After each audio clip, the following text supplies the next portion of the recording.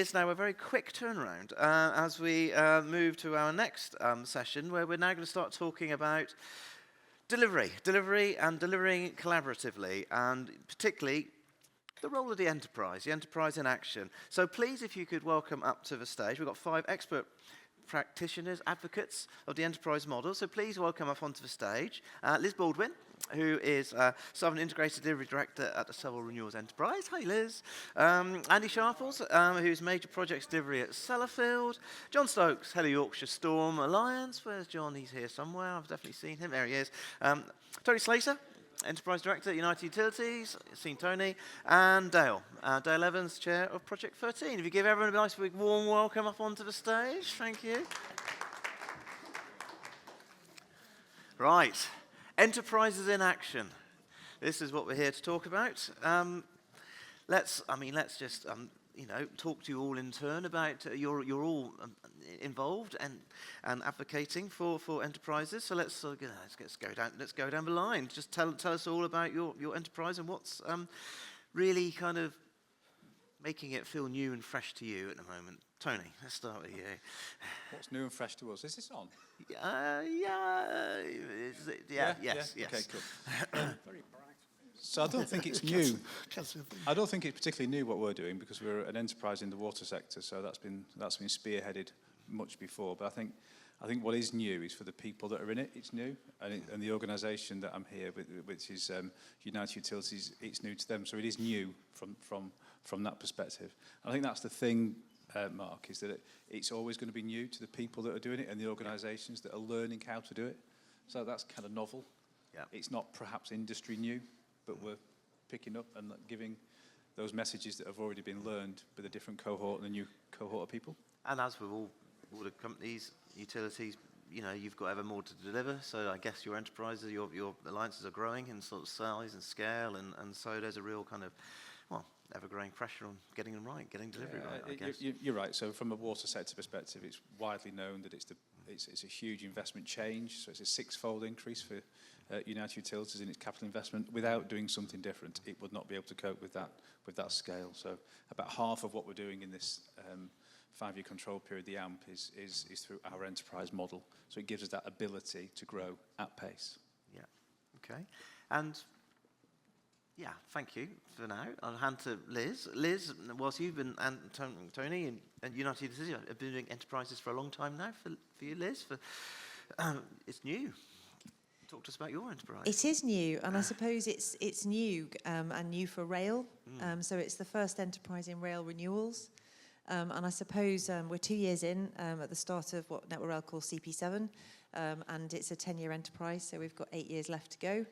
And I suppose to put things in context around renewals, and the reason why it's a bit different, is in rail renewals, we spend £50 million a period, which is every 4 weeks, and we deliver about 500 things every period to make up that 50 million.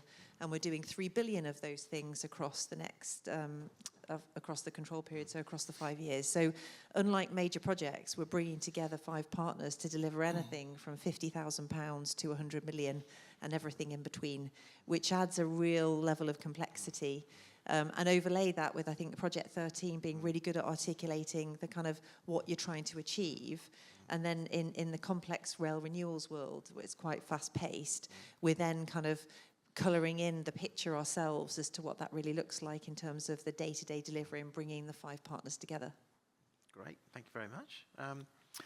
John, Yorkshire, again, like water companies, been doing it for a while, but Yorkshire Storm, it's a new chapter, so talk to us about that.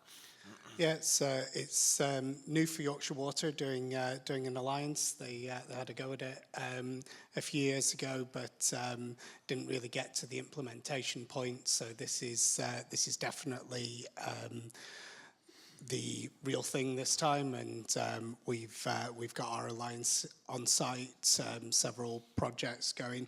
It's probably similar to the alliance that Liz described in terms of we have about 300 projects that we're delivering to a £1 billion project, so a £1 billion budget, so similar number of projects, but obviously each of those are bigger. And we've adopted quite an interesting philosophy of release the entire programme on day one. So we've spent some time in the last AMP period working up the programme, and then we've appointed our alliance and said all the money we get, you get, we're back to back in terms of this, and we want you to do an assessment of every project and work out which are the winners, which are the losers. And actually that doesn't matter. What matters is that overall we have enough money to deliver this programme of works. So this total programme philosophy is quite a new and exciting way of delivering things. And it really encourages that end-to-end ownership of the programme by the Alliance.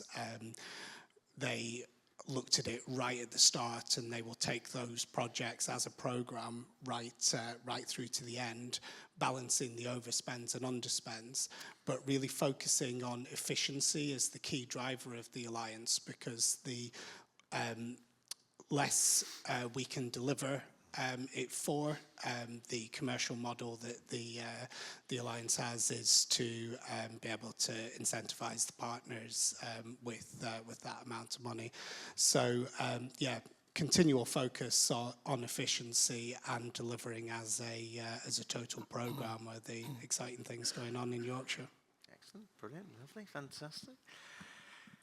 Andy, tell us what's been going. I mean, Sellafield's been going for a while now at this, so you're fairly mature into the model. So yeah, I think the model we've got is fairly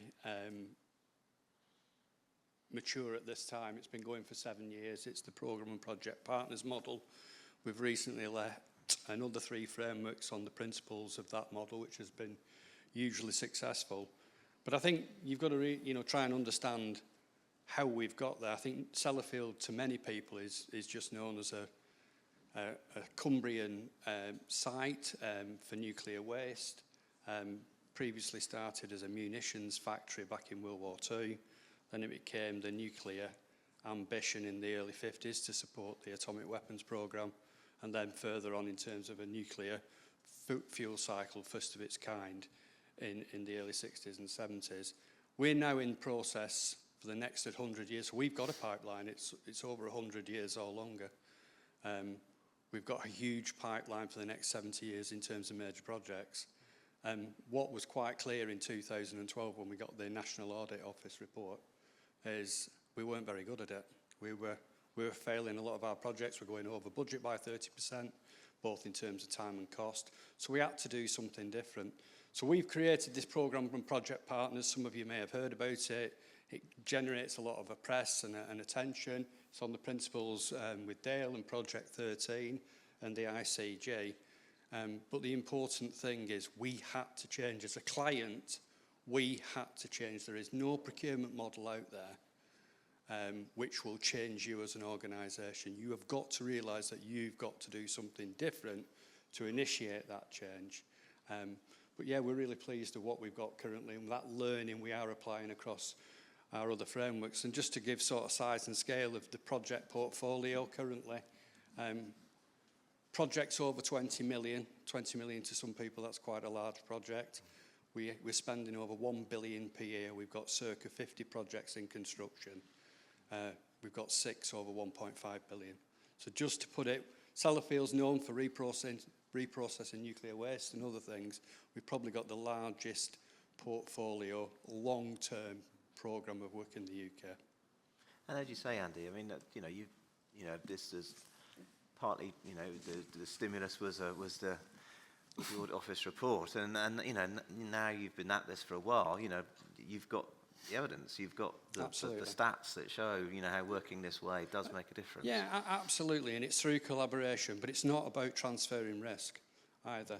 It's owning the risk and rewarding your supply chain for performance. So all our performance is based upon outcomes. So the big prize for all our supply chain, who are involved with us, PPP being a 20-year relationship, comes at the end. So it's a long-term investment for them, but it also allows them to invest in our graduate and apprenticeship programmes, which is absolutely critical. We've heard skills and capability. at risk all the way through in nearly every single conversation. You've got to plan for it. You've got to have the ability. We've built an academy. You know, the proudest thing in terms of the Association of Project Management, the last 5 winners over the last 5 years, project managers are all female in West Cumbria in a heavily dominated male environment. That's a massive statement for us. Brilliant. Fabulous. Thank you, Andy. So Dale, you know, you look along the line. You look, you know, literally as we sit here now, but more broadly, in your role as sort of leading on Project 13. I mean, so just, you know, to those in the room who may not know, just touch on Project 13 itself, how that relates, and you know, is Project 13 an enterprise? Is it something broader? Is it, you know, what is it? And then, you know, just give us your perspective on how the, you know, the enterprise approach is changing, because they're all a little bit different, aren't they? Yeah. So in terms of Project 13, it's a set of principles. It's not a definitive delivery model. It's not an edict. It's not an approach. And you know, one thing that I think we all keep repeating is that the origin of Project 13 was a researcher best practice. ICG recognised the need for something around delivery models for infrastructure, but it didn't, you know, go away and theorise. It said, actually, there's some real exemplars out there. Let's set a research team up and let's understand what underpins those exemplars. So what you know, these organisations are doing isn't just adopting a template model. They're adopting a set of best practice principles, but putting them into their own context. And you know, there's some real common principles, but some real difference as well. And Project 13 continues to be exactly that. It is an initiative that is trying to share best practice at industry level. It's an industry continuous improvement initiative. And if you look at the breadth of organisations and the breadth of programs now adopting Project 13, there's a huge amount of learning. And you know, that's the bit that really energises me, is we are starting to see industry momentum that comes out of organisations sharing their best practice, just as you know, you've heard now. Fabulous. And so when it comes to, I guess, creating the perfect enterprise, as you say, everyone has to put it in their own different contexts and stuff. But in doing a little bit of research and talking to all, you know, in advance of this thing, I confess I hadn't entirely been aware of this before. But there are 2 schools of thought in putting together an enterprise. Well, in a couple of different ways. But one way, there are 2 different schools of thought, is around who picks the partners, I guess. You know, whether or not, you know, the partners all pick themselves and then bid, or the client just puts the partners together. And I know there's some differences on the stage here. So, Liz, you're probably in the vanguard of the sort of, you know, the client puts the partners together, or the other way around. I was going to say, actually, so I've been really lucky to be Alliance Director for an alliance where the partners chose each other and then bid to the client. And then now in the enterprise I'm in, the client chose each of the partners and then put them together, and I use the language forced marriage. So based on both of those things, I'm actually a big believer in the fact that actually you should let the partners choose themselves. And the reason why I think that's important is, for me, it's a bit of a sporting analogy, that the best rugby team or the best football team isn't made up of the best players. It's made up of the people who are the best able to work together to make the best team. And that's a really important differentiation for me. And so I actually think that there's 2 benefits. One, you choose each other because you've got cultural alignment and that you probably have a history of working together in advance. And you can then use the tender phase as a client to really get buy-in from those organisations to what they're going to do and implement. So it fast-tracks the mobilisation phase. It really gets a lot of thought behind how we're going to do this. Those partners understand the red lines that they're not prepared to cross. And then when you then you award the contract, I think you're already some way ahead of them being able to, you know, to then sort of come together and deliver and understand kind of how easy or difficult it is. And I'm bringing 5 partners together, and that's really hard when they haven't had any alignment until really award of contract. Because we can do all we want with collaboration during tender, but I'm not sure it's always honest. Interesting. Do you want a different opinion to that? Please. You intentionally picked all the things you could have asked us we'd have a common view on. You picked the one thing we'd probably have a slight different view on. So in general, owners make better choices about partners than partners do. And what Liz has just said are absolutely correct. There's a series of advantages, but the reason it's not the optimal model goes back to what Andy said, is an enterprise, an owner is an absolute integral and fundamental part of that. And when you bring all those organizations together, the owner's got to be right in the middle of that. You can't form a team and then subsequently try and integrate the owner into that. So generally, owners make better choices.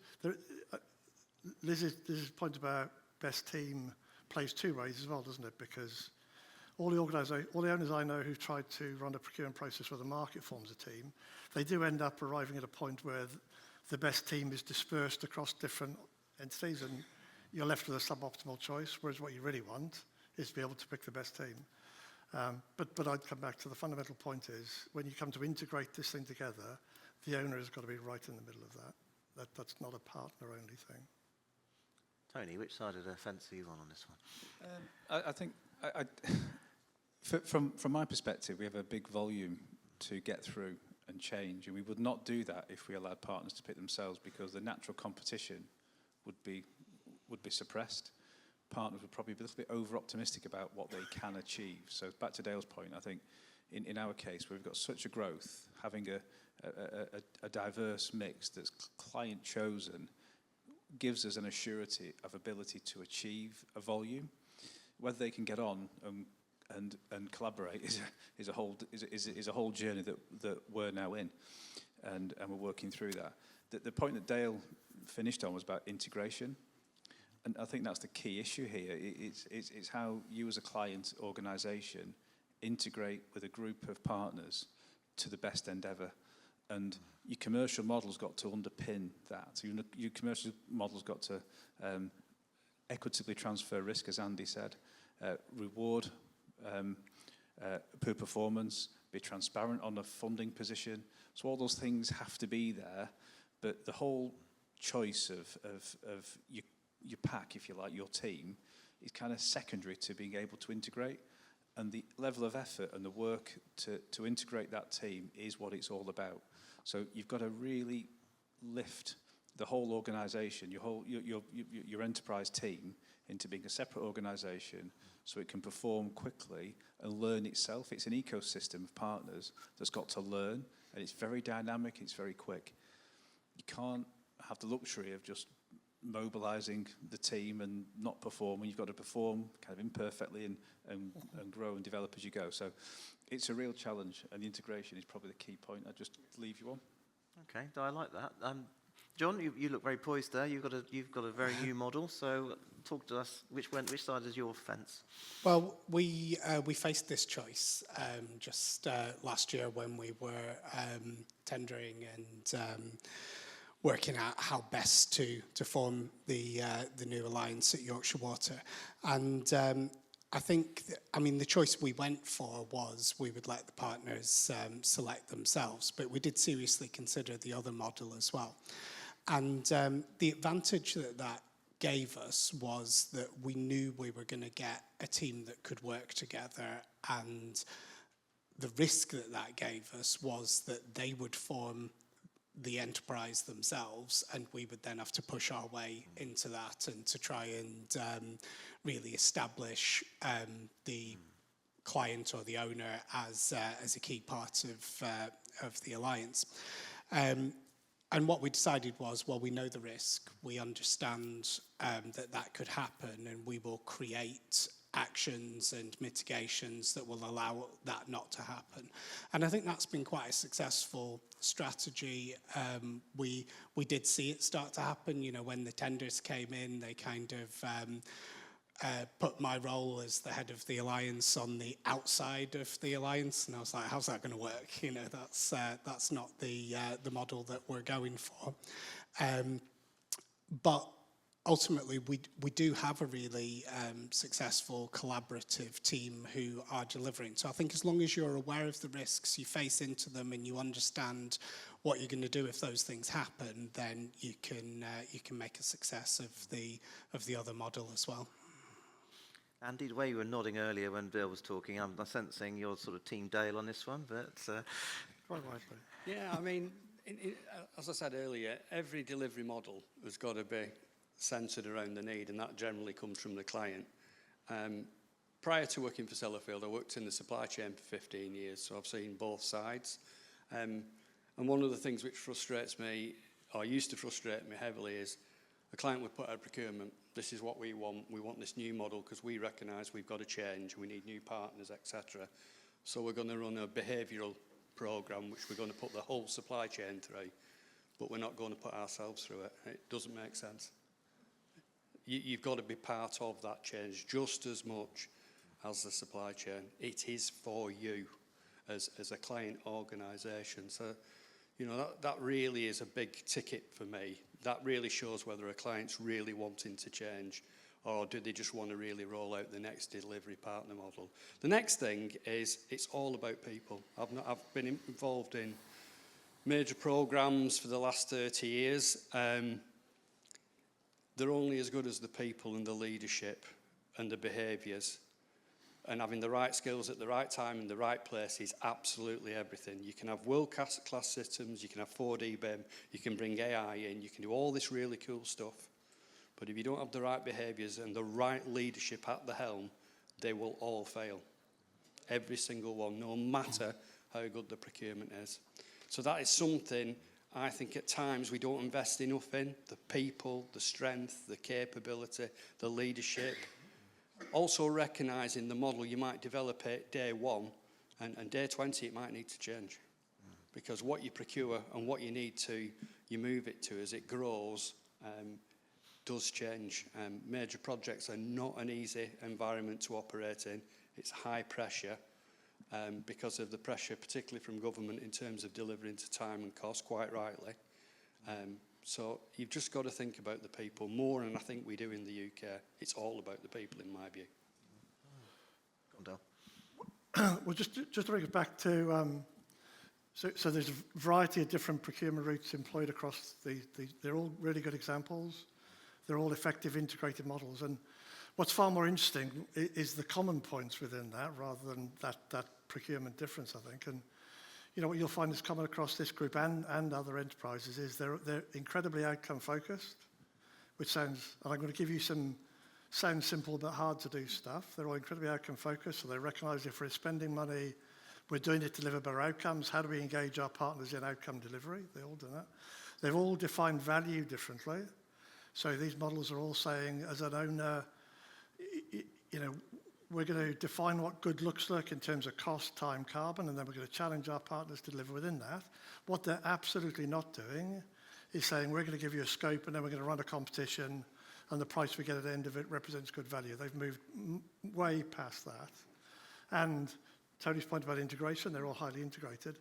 And the last point is, which again sounds ridiculously simple, they've all put a lot of thought into how do we create an environment that enables organisations and teams to perform. And you know, that was one of the things that came through on Project 13 Research all that time ago. The research team coming back and saying what's really different about these models is owners are putting an awful lot of time into how do we create the right enabling environment. And you know, generally we haven't done that. We get lost in the transaction and the procurement and other bits. And so we've talked about a difference, but there's a lot of really clear common points that these enterprises share. Well, I think that comes through in talking about differences. You can just hear the you know, similarities. So thanks for someone collecting that, gathering those thoughts together, Dale. And I think, you know, it's not, you know, not. I mean, you're all kind of, you are all involved in enterprises, but there's a vast number of clients out there and delivery organisations and programs, projects that are not. So if you could just give them sort of one bit of motivation to sort of go down that road, and mindful of what you just said there, it takes time, it takes effort. So clearly not all project programs are going to have that. Essentially that time to do it, but maybe start with yourself, Liz, because you know yours is one of the freshest, and you know also first time it's been tried in as you say in rail renewals. So you know is you know early feelings, you know, to others close to you. This is a route to go down. How would you sell it to them? It's really interesting, I think, because Dale's points about it taking time, and I think you know that Andy said as well. It's about the people. Interestingly, one of the other parts of Network Rail we collaborate the most closely with in Southern, it being in an enterprise model, is Scotland, do not have an enterprise model. They're a really traditional model, but they've achieved the same outcome as us by the people they have, because they've got great working relationships. They've come together to deliver outcome-focused, which is really amazing, and it's because of the maturity of their supply chain and long-term relationships, and ultimately it's always about the people. So I think I would reinforce what I think a few people have said is, an enterprise model, like any other model, is only successful because of the people who are involved in it. And I do also feel really strongly about that strength of leadership all the way through the organisations also being additionally really important, because the standard you set is the one you walk past. Yeah. And whether that's safety or behaviours, those for me are two really key things about kind of successful enterprise working. Yeah, brilliant. And just to, because again, this is a fascinating topic we can and will continue to talk about, but for those who want to get more involved in this, the Infrastructure Client Group, Project 13 group is the group to get involved with. Yeah. All welcome. All comes welcome. Is that fair to say? I'm looking at you, Dale. Is that... So yeah, all welcome. There's only two things that Project 13 asks, and Liz has just mentioned them. One, there is a commitment to working differently. And there's a leadership commitment to make that happen. And if any organisation can demonstrate those two things, then they're absolutely welcome in the Project 13 community. Yeah. Brilliant. Lovely. Well, look, thank you all very much for giving up your time and coming along today. Round of applause, please, for our panel. Thank you all.